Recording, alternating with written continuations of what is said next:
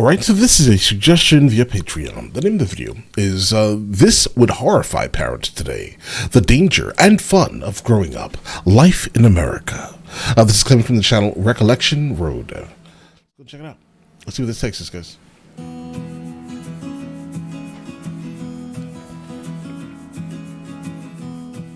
If you told the kids of this generation some of the stories about being a kid decades ago, they would either not believe it or think it was a miracle you survived. But the reality is that the experiences that we had growing up built character, work ethic, and fortitude. With the helicopter style of parenting that exists today, most of these things would be considered dangerous or irresponsible. But back in the day, they were completely normal. Listen, I used to walk to school all day long, guys. I did that. I did, absolutely. Would I let my son or any of my kids walk to school today? No chance, bro. No chance. Because I remember some of the craziness. Walking to school was common for many students attending a neighborhood school. But years ago, kids that lived on the edges would have to walk some pretty long distances just to get to school. And for some, this was done alone. There were fewer buses and less carpooling, so kids as young as 5 would be on their own to walk to and from school. This was complicated more by rain, heat, and snow. Have you ever walked a mile in a foot of snow carrying books? Yes. Today, schools would be canceled, but not so long ago, kids everywhere were used to that trek.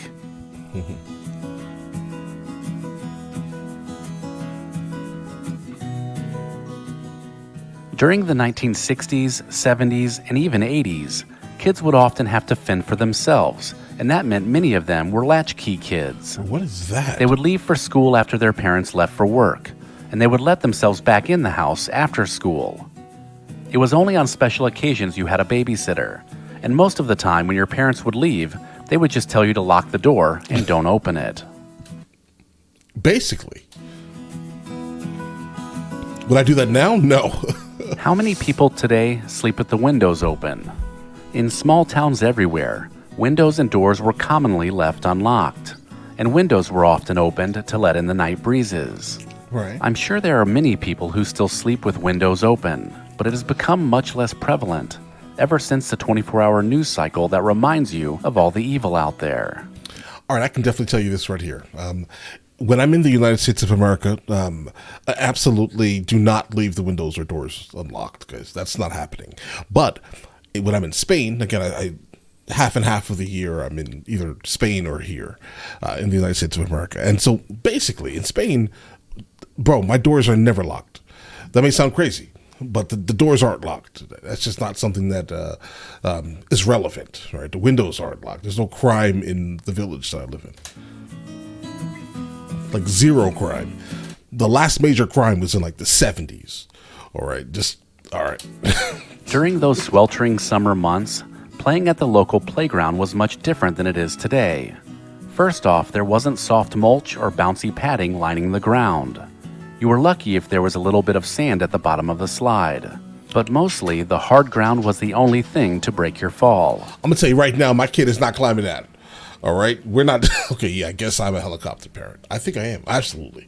Again, we've been through some of the craziness. This is why I don't really have any interest in allowing my kid to. But I do know that it's what made me exactly who I am. So what are we actually creating by not allowing the kids to, break their face? I don't know. And who could forget the playground equipment that was made of metal and would become scalding hot in the afternoon sun? Sliding down a 120-degree slide would definitely leave a mark. Why is that so high? Back then, it also wasn't uncommon for swing sets to not be anchored into the ground. So as you swung higher and higher, the legs of the swing set frame would rise up off the ground, and that's when you knew it was time to slow down a bit. If this is before my time, way before my time, whatever this is. On snowy days, kids could still be found outside. Look at that. Sledding down hills was one of the best ways to have fun. And occasionally, Dad would even tie a rope to the bumper of the car and pull you around the block. Is that what happened? The fun and also obvious danger were the other cars on the road. But mainly it was going around corners at high speeds and dodging fire hydrants and trees that were the real danger. Oh. Okay. There is Based off the vehicle, I'm guessing this is 60s, 70s. Yeah, guys, a different stock completely. I am not that. I'm from the mid 80s, basically, guys. Late mid 80s. All right. There's no chance that I've ever seen anything like that in life. There's no doubt that seatbelt laws have saved countless lives. Right. But there was a time when they were not mandated by law. Back then, you were free to move around without the constraint of a seatbelt. Most cars didn't even have them, and the ones that did were just lap belts. Kids could be found laying down in the back of a station wagon, or even riding up front with mom or dad. The only thing that might have prevented you from hitting the dashboard during a hard stop was mom or dad's arm reaching over to hold you back in the seat. Oh my God. This was also a time before many cars had air conditioning, but what they did have were small windows you could turn outward to vent the air into the car. For many, this along with rolled down windows was the only thing that kept you cool while driving. While we're on the topic of riding in cars, every car was equipped with ashtrays everywhere. They flipped down in the back seat, and the front seat had a larger slide-out ashtray to catch all the ashes and cigarette butts from smokers as they cruised down the road. For kids in the car, secondhand smoke was just something you were used to. It was acceptable to smoke pretty much anywhere, in stores, on planes, in cars, and around the kitchen table. And the pervasiveness of the time led many teens to pick up the bad habit too. This person is at least 9 years old. All right. I'm going to go, no, at maximum 9 years old. Nothing more than that. Maybe 9 or 10, potentially. Somewhere in there. That's wild. Getting your first two-wheeled bike meant everything to a kid. The freedom to ride off with your friends and spend the day exploring was the epitome of any childhood. Yeah, it was freedom. At the time, there were no bike helmets to protect you from a fall. Plus, the bikes came with metal spiked pedals that would dig into your shins if you weren't careful. Some of us may mine weren't. I don't think mine were metal, but still have scars from them slamming into our shins. Yeah, and if not, scars from maybe plastic you have ones. some from falling off makeshift ramps that you tried to jump in an effort to be like Evel Knievel. Skin cancer was not the first thing that parents thought about when the kids went outside on a sunny Saturday morning. Kids out playing would find shady spots to rest and cool off if they were hot. If you were lucky enough to have a friend with a pool, or guys, the sound of that is absolutely wild. Do people really worry about skin cancer? I don't know. I've honestly never thought about skin cancer in my life. I'm guessing, I don't know. I've never thought about it. I've never thought about it, ever. Maybe I should, I guess. or even a community pool close by.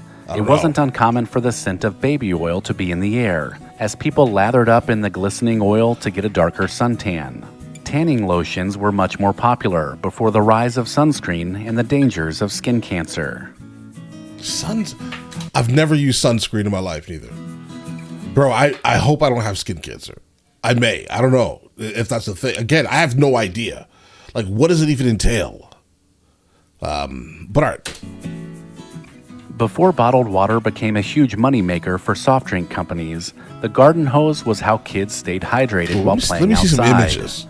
This was also a time when hoses were not regulated the same way that drinking water was inside the house. But that didn't stop generations of kids from cooling off with gulps of water and splashes from the water hose during those hot summer months.